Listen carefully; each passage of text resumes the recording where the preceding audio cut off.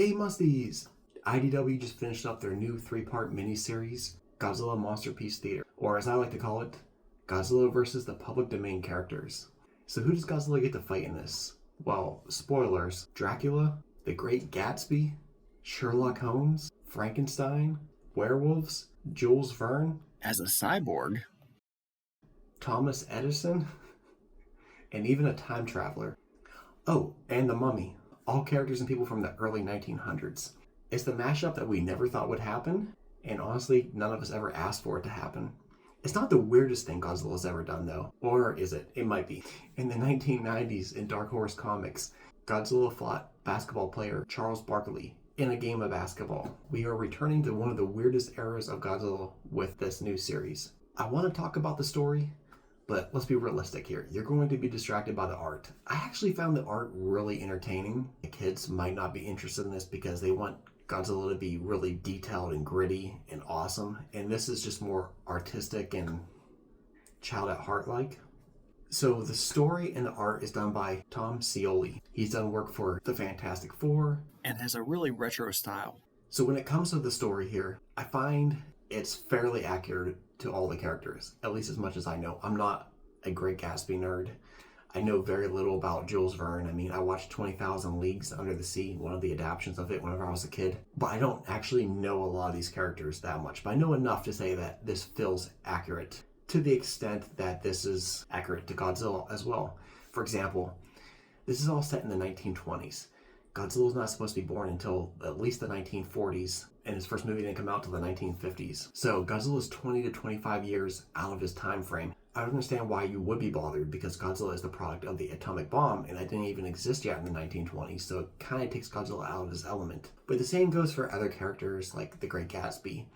It's faithful to his character, but it takes him out of his element and puts him in a world where he's not meant to act.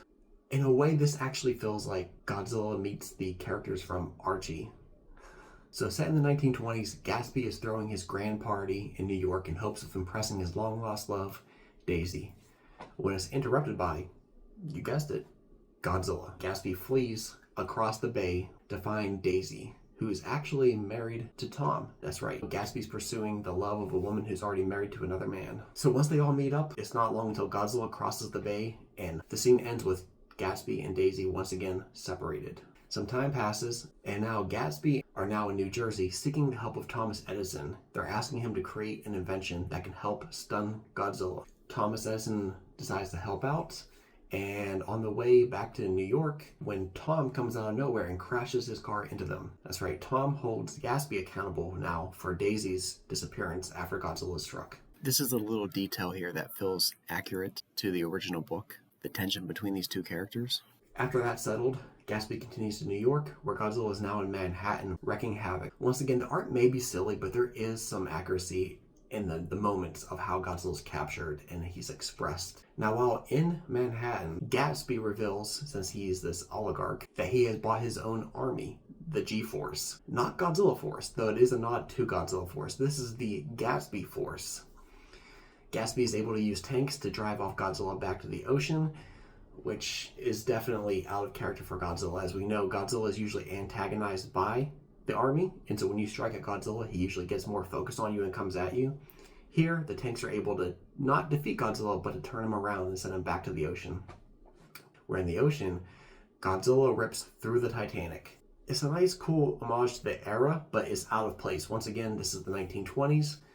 The Titanic sank in the 1910s, so they're about 10 years too late for the Titanic to be sinking by Godzilla. While Godzilla's gone, Gatsby finds out that Daisy is alive and she's in a hospital. He goes to meet her, and he's crushed to find out that Daisy actually longs for Tom, her husband, not Gatsby. Gatsby heads back out on his mission, though, because he now wants to hold Godzilla accountable, and he goes to talk to Jules Verne, who is now a fictional character in this world, and he has now been turned into a cyborg version of Captain Nemo from the 20,000 Leagues Under the Sea. But why is it him instead of Captain Nemo, and why is he a cyborg?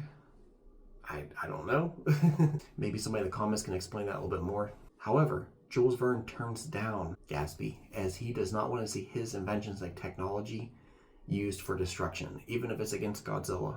So Gatsby leaves, but he gets to meet up with Sherlock Holmes, who's also tracking Godzilla.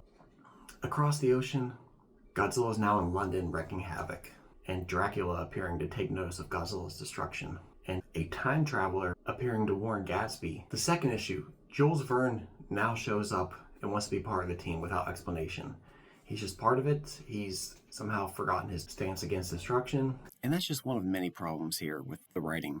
Characters' motives seem to change sometimes, and maybe there's a reason, but you have to do your own Sherlock Holmes level of detective work to deduce why these characters' motives have changed. Items appear and disappear, or disappear and reappear, as we'll get to later. And there's not enough dialogue to actually bridge conversations, and sometimes it just feels like things just randomly happen or contradict. Another confusing moment is when Sherlock Holmes first appeared, he told Gatsby not to trust Edison because his technology was faulty. Yet, we apparently get to use it later, and it works. But at that point, we don't even know if that technology belongs to Thomas Edison, because there's no indication of where it came from. And Gatsby also now has a maser weapon, which I assume is from Thomas Edison, but they never specify. It seems to fit the description of the technology he was looking for. But they throw that aboard a submarine, and at the last moment, Daisy and Tom, who have been reunited somehow, show up together to go with them.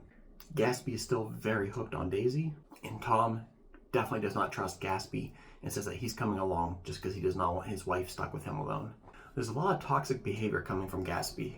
So their submarine sets sail, or sets sink, whatever submarines do, they submerge, and then Godzilla intercepts them almost immediately.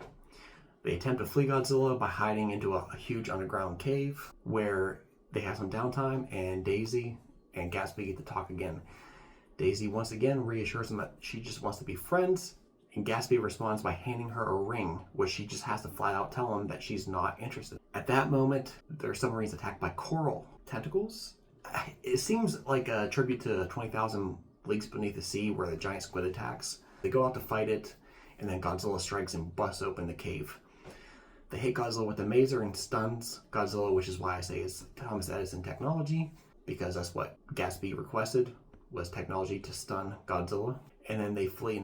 But looking back at that, they almost get destroyed because Gatsby is told to go to his command post and to fight back against Godzilla, and yet he's just too busy flirting with Daisy. I feel like there's a message there. Eventually they end up in Paris, where the team has switched over to Jules Verne's L'Albatros? I don't speak French. The Albatross, which is a flying Zeppelin type of ship, but can also work as a submarine and all-terrain land vehicle. They meet up with Godzilla in France, as I said, and some really over-the-top Looney Tunes stuff happens. Stuff that would make Gamera and Gauss blush. Still, this silly destruction is too much for Jules Verne to handle, and he suffers a heart attack. At this very moment, whenever Jules Verne passes away, they instead get Dracula as a new teammate. This is another accurate moment to the character. Dracula shows up, and he's immediately infatuated with Daisy, which is implied that she is kind of his long-lost love from a different life. It's also at this time that the time machinist disappears, and Sherlock Holmes suspects sabotage. The team continues to chase Godzilla across multiple countries, and Sherlock Holmes grows suspicious of Dracula. But before he can say or do anything, Dracula kills Sherlock. And that's not all. He also takes Daisy back to Transylvania. The final issue. In this comic, we finally get to see Godzilla blend in with the other Halloween characters. And he fits quite well. Though the whole Halloween element of this final issue still feels out of place compared to the previous two issues, which were not Halloween themed. We see that at some point Godzilla wrecked through the pyramids, and that unleashed the Mummy, who follows Godzilla on foot, a 6-foot-tall monster chasing a 400-foot-tall monster now. In a twist, Sherlock Holmes has returned, but as a vampire.